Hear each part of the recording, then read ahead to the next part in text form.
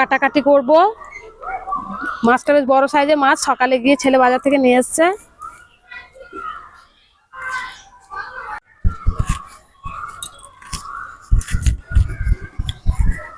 আর নিয়েছি ব্রোকলি। এই ব্রোকলি দিয়ে ওই মাছ দিয়ে আজকে মাছের একটা দারুণ রেসিপি বানিয়ে দেখাবো।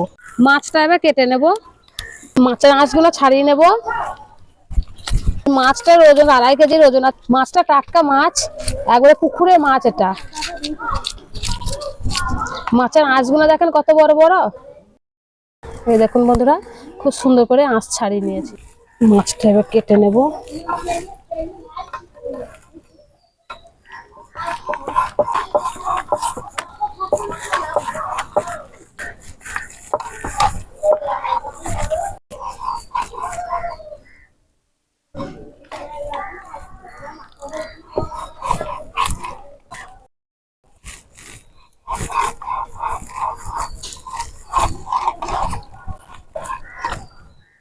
মাছগুলো সব কেটে নিচ্ছি।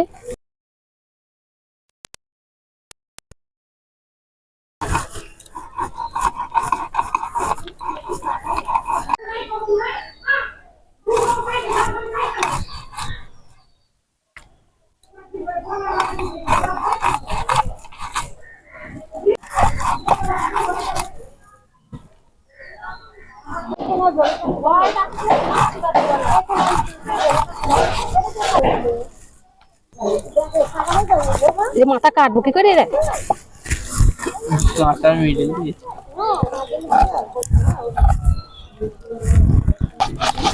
এই দেখুন মাছের মুড়োটা কাটা হয়ে গেছে। মাছের মুড়োটা কাটা হয়ে গেছে। এই দেখুন বন্ধুরা, এইভাবে করে সব মাছের পিস পিস করে নিয়েছি। তাজা মাছ, একবার দেখেন রক্ত, দেখেন একবারে মাছগুলো।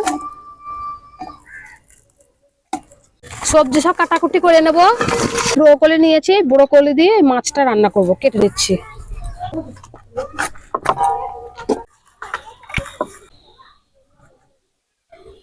আমি এই মোটা মোটা করে কেটে নিচ্ছি। পেঁয়াজকলি কেটে নিচ্ছি, পেঁয়াজকলি ভাজা হবে। পেঁয়াজকলি ভাজা করব আর মাছের ঝোল করব। আজকে রেসিপি দুটো বানাবো। পেঁয়াজগুলো কি ঝাঁঝ। পেঁয়াজগুলো ভালো করে ধুয়ে নিচ্ছি, এবার কেটে নেব। মাছে লবণ হলুদ দিয়ে দিচ্ছি। লবণ, আমি মাখিয়ে নেবো। দিয়ে দিচ্ছি হলুদ। বাবু মাছটা নুন হলুদ ভালো করে মাখিয়ে নে। মাছের মশলা করে নেব। দিয়ে দিচ্ছি জিরে, দিয়ে দিচ্ছি শুকনো লঙ্কা, দিয়ে দিচ্ছি কাঁচা লঙ্কা, আদা রসুন। এই মশলা কটা বেটে নেব।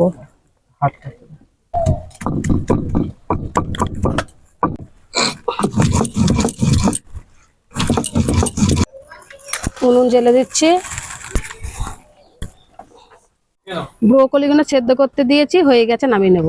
দেখুন আমি একটু হালকা করে সেদ্ধ করে নিয়েছি, তুলে নিচ্ছি। কড়াই গরম হয়ে গেছে, দিয়ে দিচ্ছি সর্ষের তেল। তেল গরম হয়ে গেছে, মাছগুলো ভেজে নেব।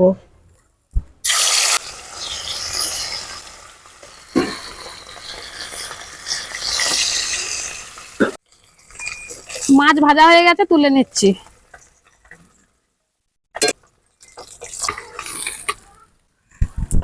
ব্রোকলি গুলো একটু ভেজে নেব হালকা করে।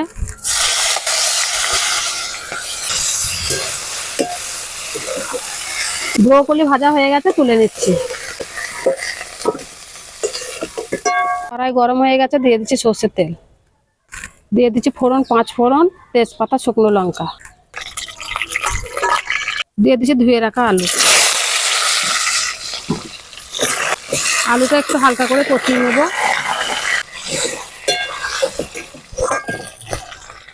আলু ভাজা ভাজা করে নিয়েছি, এবার দিয়ে দেবো পেঁয়াজ কুচি। পেঁয়াজ দিয়ে একটু ভালো করে আলুটা কষিয়ে নেব।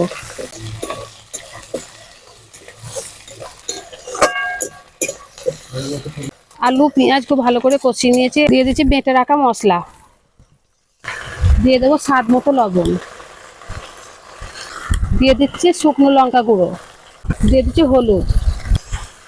খুব ভালো করে মশলা কষিয়ে নেব।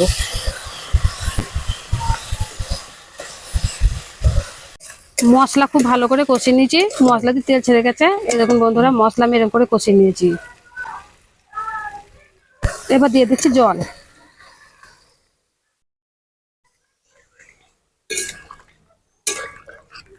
দিয়ে দিচ্ছি ব্রোকলি।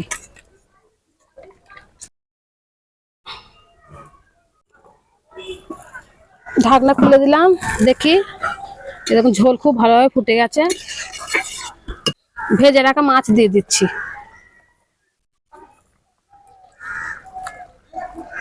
মাছের ঝোলে স্বাদ আনার জন্য দিয়ে দিচ্ছি অল্প একটু চিনি, দিয়ে দিচ্ছি গরম মশলা।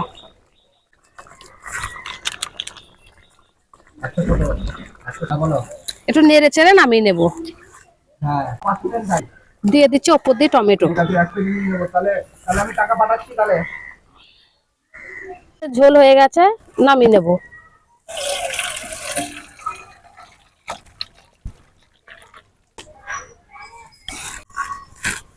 পেঁয়াজ কলি ভেজে নিচ্ছি।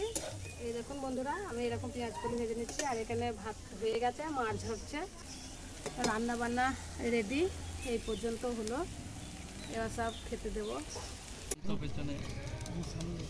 আর আগে জল ফেলি না কেউ, আগে জল ফেলে বাটি দিয়ে একটা। পাতা এত নরম তুই কেন? হ্যাঁ পাতা এত নরম কেন? ঠান্ডা এরকম থাক থাক, অল্প অল্প দিবা। আরে লজ্জা করিস না রে। বেশি করে পরে অল্প করে খাবি।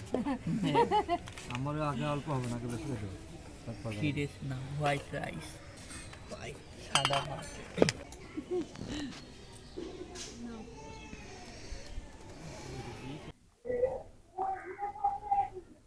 ঝোলটা কি দারুণ কালার হয়েছে। তাই মাছে হেভি সুন্দর কালার হয়েছে। তো ব্রোকলি না, মাছটা দেখতে ভালো লাগছে। না না, কি মাছ বলো, কি মাছ বলো? কাতলা মাছ। হুম, আমার মাছগুলোর কাছে ইলিশ গোল্ডফিশ। এই মাছ ওগুলো এটা কলির ফিশ, কলির ফিশ। ওই তো পনির পেস্ট।